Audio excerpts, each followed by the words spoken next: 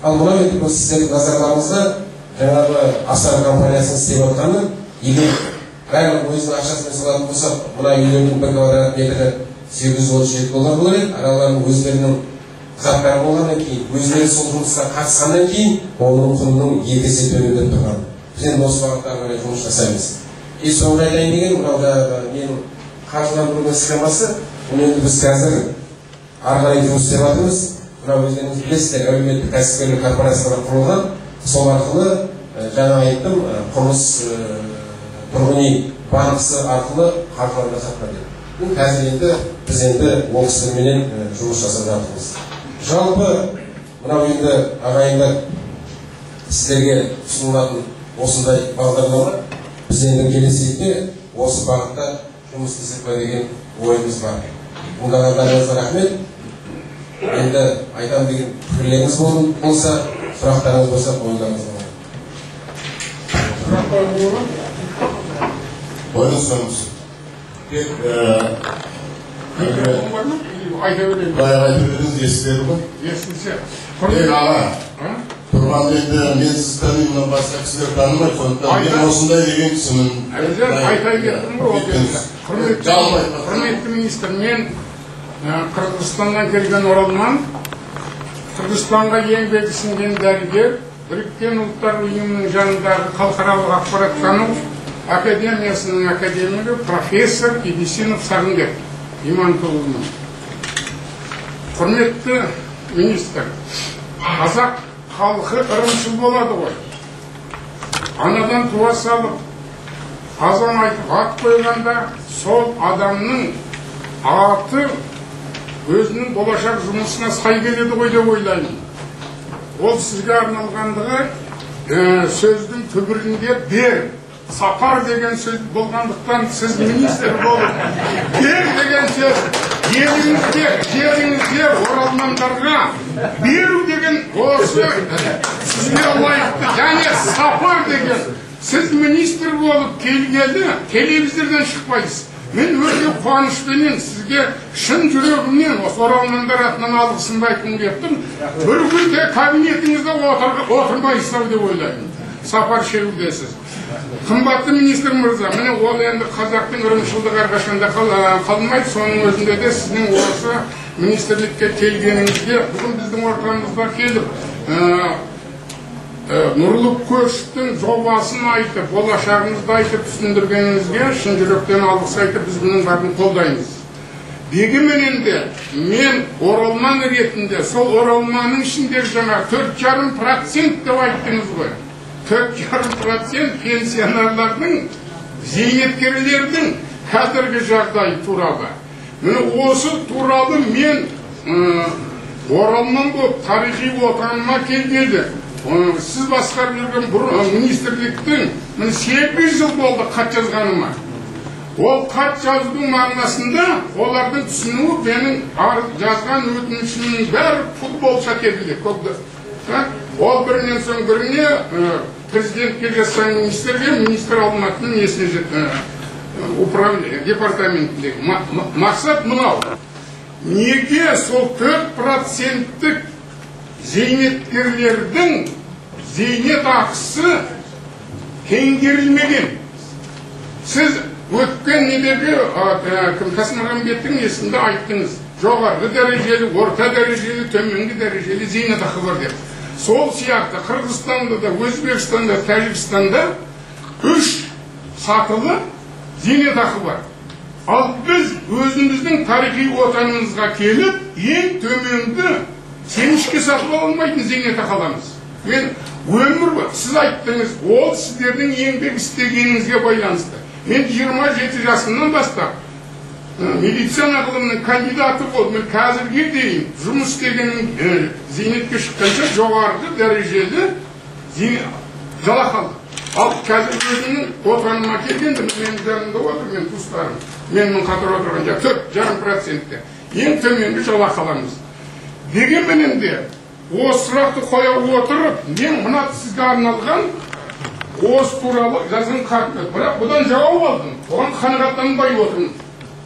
Қорым, Осын тура өзіңіз оқып, осы оралмандар, мен емес, оралмандардың жаңа 4,5%-ның мүддесі қандай болады. Сау болыңыз. Біз бұлай келсек, мына әсіресе оралман ағайындар. Әлгі жеке арыздарыңыз, нелерін болса, бәріңіз сөйлеп, арызды министрге бере бермей, кейін предмет қоштаса кезде бересіздер. Әйтпесе тек қана арыз қабылдау кеш болып кетті де болмайды. Жалпы түсінікті, мынау жаңағы ағамыздың айтқан несі, жалпы бір проблема ғой, түсінікті проблема. Ал жеке өзіңізге жауап берген.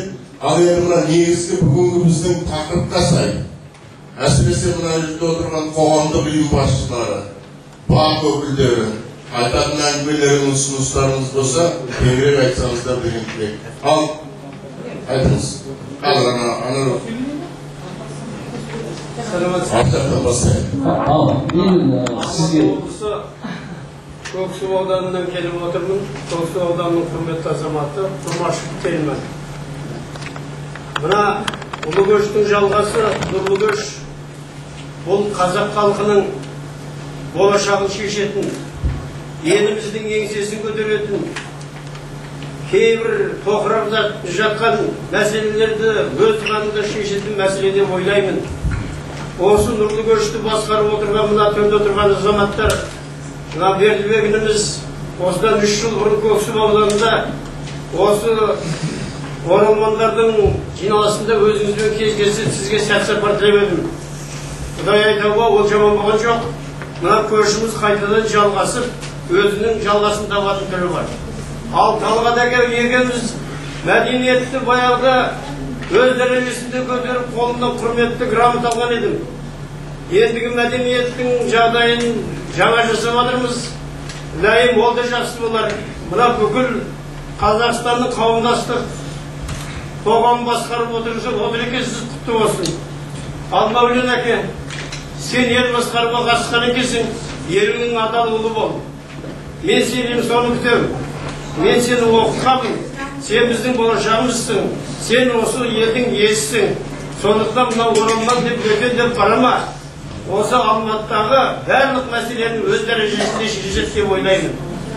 Ал енді келіп айтайын дегенім, мынау жаңа жерлесіміз айтып кетті ғой. Қазақ деген қасиетті халық, жылқы мінезді халық. Жаңағы бейімдеу орталығын құрамыз деді Бердібек әке. Ол бейімдеу орталығы бұдан бұрын мынау Германияда, Израильде құрылған. Бұл өте тамаша мәселе. Мысалы, Жетісуда туған біздің оралмандар Шымкентке барып орналастыру мүмкін емес. Біздің қазақ ол өзінің ата-бабасының жатқан жерін, өзінің өскен өлген жерін жоқтайтын халық. Осыған дұрыстап көңіл бөлу керек. Алғашқы жылдары оралмандардың бәрін әр жерге орналастырдық, артында олардың орнын сипап қалдық. Ал бүгінгі айтып отырған мәселең өте дұрыс. Мысалы, біздің ауданда 767 оралман, оның 3967 мүшесі бар. Әрбайбат өзіне тиесі жаңағы мына ел істеп атқан тіршілігін істеп атыр. Өкпесі жоқ. Сондықтан осы ұлы көшті дұрыстап қолға алатын болсақ, біз ұтылмаймыз. Мына істеп атқан айнала-айна азаматтар, мына бүгін қатысып отырған елдің барлығы өте дұрыс мәселе жасап жатсыңдар. Қазір осы жерде бір мәселе болған, енді мен Алматыға сирек керем, бір жақсы көретін інім отыр, осы жерде дос көшін деген. Айналайын дос, саған айтатыным, сенің тілегім, осы жерде біздің мықты жігіттер жаңағы елдің жоғын жоқтап, барын барлап жатыр. Жаңағы осыдан 4 күн бұрынғы жас алашта шыққан Нұр Отан деген мақаланы мен жақсы оқып шықтым. Біз қазақтың азаматы өзімізге тән емес мәселемен неге шұғылданады, соларға сен сәлем айтсаң әке. Қазақ бір киелі іс бастаса нұрланып жүре береді дейді. Нұр деген Алланың нұры жаусын дейді. Нұр болсын, күн болсын, жан болсын, нұр гүл, ай гүл деп ат қоямыз. Қиып етсе болды бір жалғыз президенттер үйшері соны кеп жатып көп соны шырайландырамыз. Біздің қазақтық, ұлттық киемізге сай келмейді ғой. Көшім осыдан 3 жыл бұрын өзімді бәрі жатып кеп сынады.